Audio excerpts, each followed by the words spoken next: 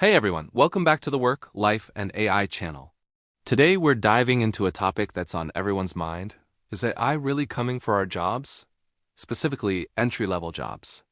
It's a scary thought, but let's break it down and look at what's actually happening. Everyone keeps asking the wrong question about AI. They ask, which jobs will AI replace? In this video, I'll show you why entry-level roles are disappearing first, what this does to the career ladder, and how to adapt before you get stuck at the bottom. For decades, we were told a very simple story about how careers work. You start at the bottom. You do the boring work nobody else wants to do. You make mistakes, you learn, and you repeat the same tasks over and over again. Slowly, that repetition turns into valuable experience. And that experience is what earns you the right to move up the ladder. Think about how this used to play out in real life. If you were a junior analyst, your job wasn't to make big strategic decisions. It was to clean messy spreadsheets, pull endless reports, double-check everyone else's numbers, and sit through meetings you barely understood. But through all that, you started to see how decisions were actually made. You learned what mattered, what didn't, and why certain numbers drove everything. That's how you went from a junior analyst to an analyst, and eventually a senior analyst. Or take the legal world. A legal assistant wasn't expected to argue cases in front of a judge. Their job was to organize mountains of documents, review contracts for tiny details, schedule critical filings, and handle all the repetitive parts of the legal process. But in doing that, they learned how a strong case is built from the ground up. They saw how arguments were structured and how the system really worked behind the scenes. That's what prepared them to become associates, and one day, partners. It was the same story in marketing. A marketing coordinator didn't set the grand strategy. They scheduled social media posts, pulled performance reports, wrote countless first drafts. It wasn't glamorous work, but it was a masterclass in messaging, timing, audience behavior, and feedback. That's how coordinators became managers, and managers became directors. Here is the key point most people miss. Entry-level jobs were never really about the immediate value you provided. They were about training you inside the system. You were paid not because you were irreplaceable from day one, but because the company was investing in turning you into someone who eventually would be. You were learning on their dime. And that model worked perfectly until now. Because AI doesn't need to learn through repetition. It can analyze the data, clean the spreadsheet, and draft the report in seconds. And when all those essential training tasks disappear, the entire career ladder we've relied on for generations starts to break apart. The path upward is no longer clear, and we need to figure out what comes next. Here's the part most people get wrong about AI. AI doesn't replace people. It replaces tasks. So why are entry-level jobs the first to go when we talk about AI? It's actually pretty straightforward.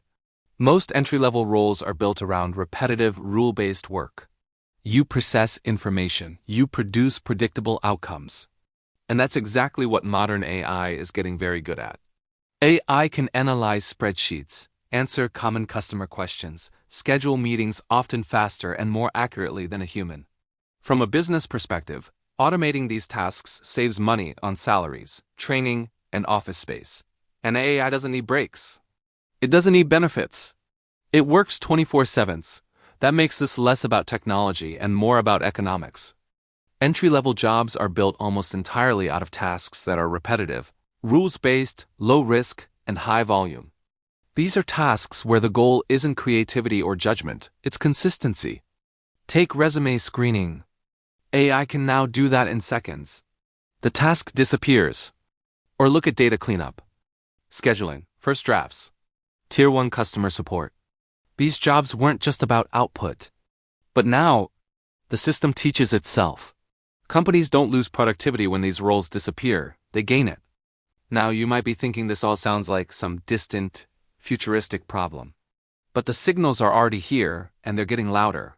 We're seeing major companies in tech and finance announce layoffs, and while they might not say AI directly, they often talk about restructuring for efficiency or adopting new technologies. That's code. Look at the rise of AI-powered chatbots on almost every website you visit. That's a customer service job that's been automated. Think about software that can now write basic code, design simple graphics, or draft legal documents. These were all tasks once done by junior employees. Even in creative fields, AI is making waves by generating images, music, and even video clips. It's not just a prediction anymore. It's a reality that is unfolding right now. This shift doesn't hit everyone equally. It hits students and new graduates first, because the jobs they were supposed to learn from are disappearing.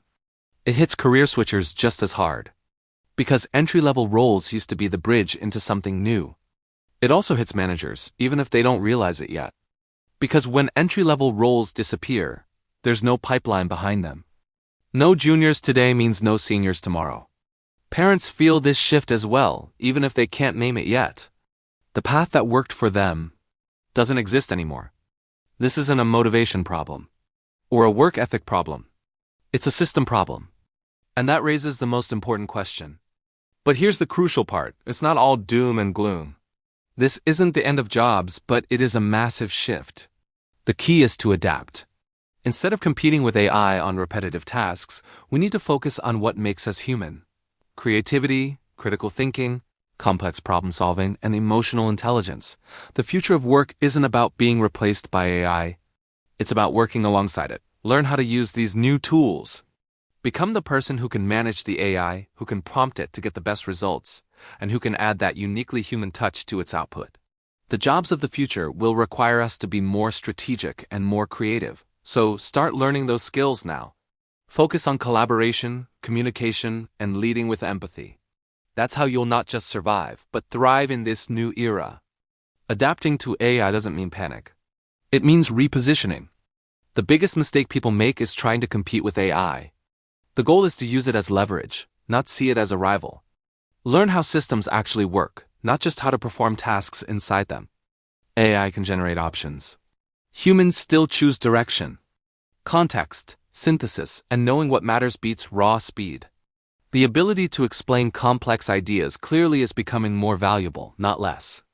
If you're early in your career, don't just do the task. Learn why it exists and when it breaks. Proof of understanding now matters more than credentials alone. Careers are no longer ladders. They're adaptive paths. This transition is hard, but it's navigable. So the question isn't whether AI will change your work. Seriously, thanks a ton for hanging out with me, I hope you found this helpful. If you're totally hooked on what's next for work, life, and AI, you absolutely have to hit the like button and subscribe. We've got so much more awesome stuff coming, okay? Also, if you have topics you'd like to discuss, please add to the comments section. See you in the next one.